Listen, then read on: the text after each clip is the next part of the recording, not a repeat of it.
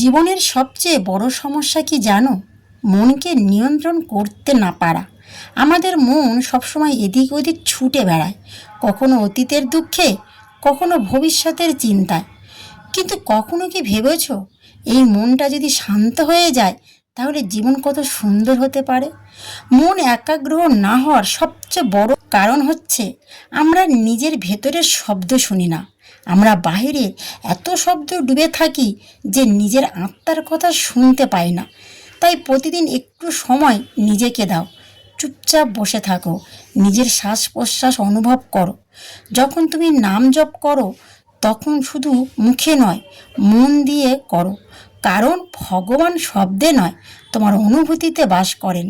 মনকে জোর করে থামানো যায় না, কিন্তু তাকে ভালোবাসা দিয়ে শান্ত করা যায়।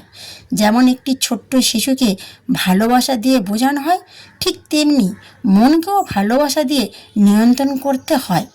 তুমি যত বেশি মোবাইল, চিন্তা, অপ্রয়োজনের কথা ভাববে, এইসবের মধ্যে ডুবে থাকবে, ততই তোমার মন অস্থির হবে। তাই মাঝে মাঝে সব কিছু থেকে দূরে সরে যাও, নিজের সাথে সময় কাটাও। ভোরবেলা সবচেয়ে পবিত্র সময়। এই সময়ে যদি তুমি 10 মিনিট হলেও ভগবানের নাম জপ করো, তাহলে সারাদিন মন শান্ত থাকবে। মন একাগ্র না হওয়ার আরেকটি কারণ অতিরিক্ত আশা।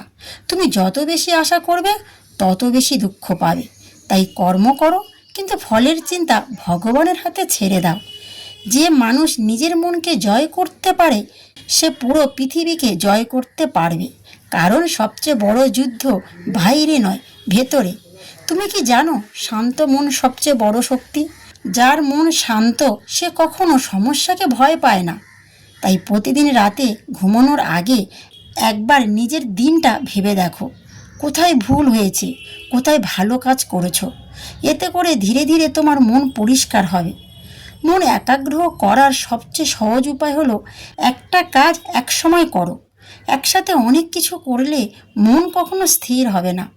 ভগবানের ওপর বিশ্বাস রাখো, সব কিছু তোমার নিয়ন্ত্রণে নেই, এটা মেনে নাও। এই গ্রহণ করাটাই মনকে শান্ত করে। যখন মন খুব অস্থির হয় তখন চোখ বন্ধ করে গভীর শ্বাস নাও, ধীরে ধীরে ছেড়ে দাও, দেখবে মন অনেকটাই হালকা হয়ে গেছে।